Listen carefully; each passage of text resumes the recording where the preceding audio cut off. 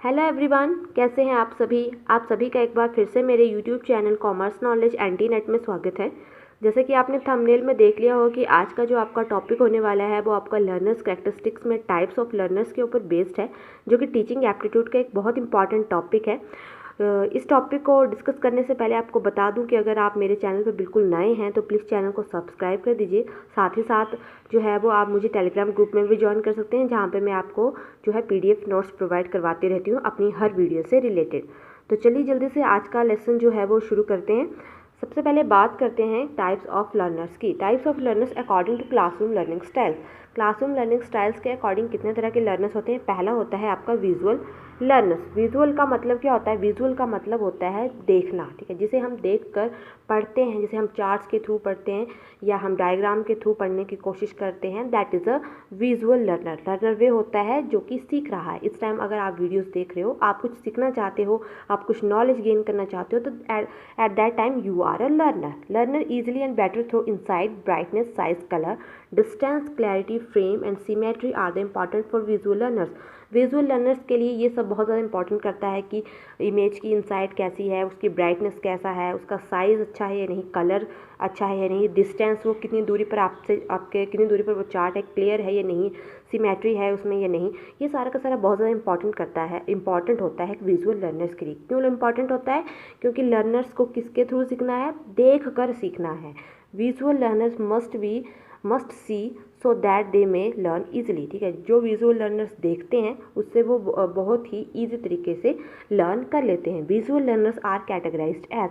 Visual learners को दो तरह से कैटेगराइज किया है। एक है आपका वर्बलिस्टिक और दूसरा है आपका इमेजिस्ट।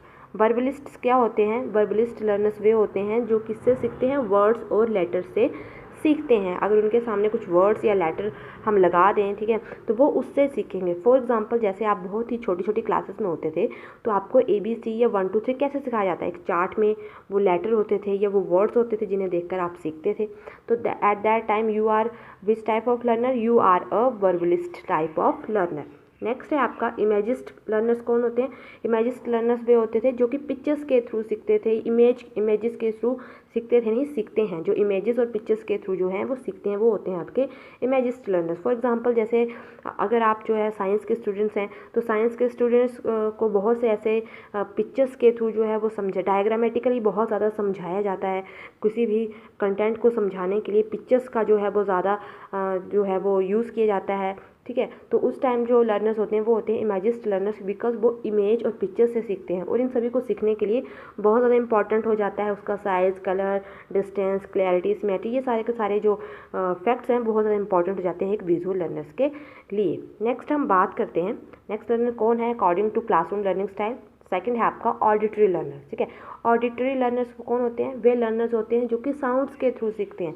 जैसे क्लास में टीचर पढ़ा रहा है, वो बोल रहा है, तो टीचर के बोलने से जो लर्नर्स सीखेंगे वो कौन से लर्नर्स होंगे? वो होंगे आपके ऑडिटरी लर्नर्स। दे एक्वायर इंफॉर्मेशन थ्रू साउंड्स। वो किसके थ्रू जो है वो साइंस को एक्वायर करते हैं?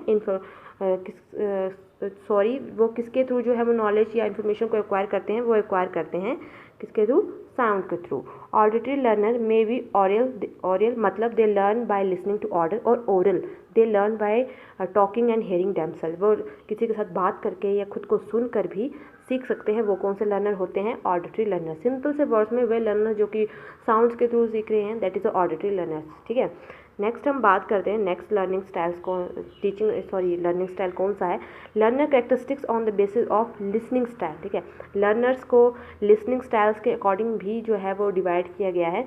ये सारे के सारे जो मैं आपको टाइप बता रही हूँ, ये सारे टाइप्स भी लर्नर्स की कैरेक्टरिस्टिक्स है। हर टाइप्स में लर्नर्स की अलग कैरेक्टरिस्टिक्स होती है, इसलिए इसको टाइप्स ऑफ लर्नर्स भी बोल सकते हैं या कैरेक्टरिस्टिक्स ऑफ लर्नर भी बोल सकते हैं, ठीक है। कंफ्यूज नहीं होना है। फर्स्ट है आपका एक्टिव लिसनिंग, ठीक है। एक्टिव लिसनिंग क्या होता है? लिसनिंग विद द पर्पस, ठीक है। वे लिसनिंग जिसे हम किसी पर्पस के लिए सुनते हैं। एम्पैथिक लिसनिंग क्या होता है? It is a form of active listening in which you attempt to understand the other person. ये कैसी लिसनिंग होती है? जिसमें किसी दूसरे पर्सन को क्या किया जाता है? अंडरस्टैंड करने की कोशिश की जाती है। इवैल्यूएटिंग लिसनिंग और क्रिटिकल लिसनिंग क्या होता है? In this type of type of the listener, evaluate the accuracy, meaningfulness and utility of the speaker message. Evaluating और क्रिटिकल लिसनिंग वे होती है जिसमें कि लिसनर सुनने के साथ साथ चीज़ मतलब उस वर्ड्स को, ये जो उसने मैसेज जो है कन्वे किया है उसे समझने की कोशिश करता है, उसकी एक्यूरेसी को देखता है, उसका मीनिंगफुलनेस को देखता है कि वो क्या बोलने की कोशिश कर रहा है, उसमें कितनी एक्यूरेसी है, बिल्कुल सही बोल रहा है या नहीं बोल रहा है स्पीकर। इस सभी बात को जो है लर्नर जज करता है अपनी इवेल्युएटिंग लिसनिंग या क्रिटिकल लिसनिंग में। नेक्स्ट है आपका appreciative listening. Listening for enjoyment involve seeking situation involving relaxing fun और इमोशनली स्टिमुलेटिंग इन्फॉर्मेशन।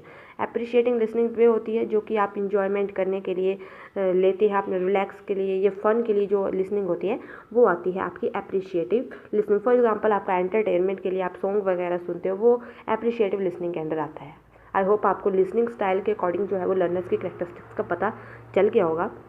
नेक्स्ट हम बात करते हैं types of learner on the basis of thinking style. अब क्लासरूम लर्निंग स्टाइल्स के ऊपर हमने लर्नर्स की कैरेक्टरिस्टिक्स को देख लिया, ठीक है। लिसनिंग स्टाइल्स के ऊपर हमने देख लिया। अब हम बात करेंगे थिंकिंग स्टाइल के ऊपर, ठीक है। अब लर्नर है, सोचेगा भी, ठीक है। रिफ्लेक्टिव थिंकर या रिफ्लेक्टिव थिंकिंग स्टाइल में क्या आता है, view new information with respect to the subjects. Reflective thinking के अंडर जो है न्यू इन्फॉर्मेशंस को जो है वो सीखने की क्या की जाती है, कोशिश की जाती है। Relate the new information with the past experience. जो भी न्यू इन्फॉर्मेशन होती है उसे पास्ट एक्सपीरियंस के साथ जो है वो क्या की जाता है, रिलेट की जाता है। और हमेशा रिफ्लेक्टिव थिंकर जो होते हैं वो हमेशा किस चीज़ के क्वेश्चंस को ढूंढने की कोशिश करते हैं, किस चीज़ के क्वेश्चंस के आंसर को ढूंढने की कोशिश करते हैं। ऑलवेज आस्क व्हाई, कि क्यों ये ऐसा है, उसका आंसर ढूंढने की रिफ्लेक्टिव थिंकर हमेशा कोशिश करते हैं। नेक्स्ट है क्रिएटिव थिंकर। क्रिएटिव थिंकर कौन होता है? क्रिएटिव थिंकर वे होते हैं जो create their own solution and shortcuts. Way thinker जो अपनी प्रॉब्लम्स के खुद सॉल्यूशन निकालते हैं वो होते हैं आपके creative thinker.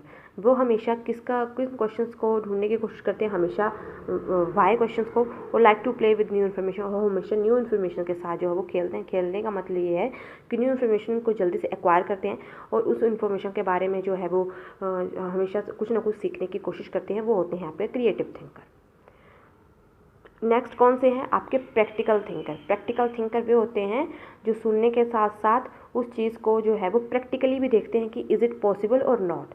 Always look for factual information. जो हमेशा फैक्चुअल बेस्ड इन्फॉर्मेशन होती है ना, उसी के ऊपर जो है वो हमेशा विश्वास करते हैं प्रैक्टिकल थिंकर, ठीक है। र्यूमर्स पर ज़्यादा विश्वास नहीं करते।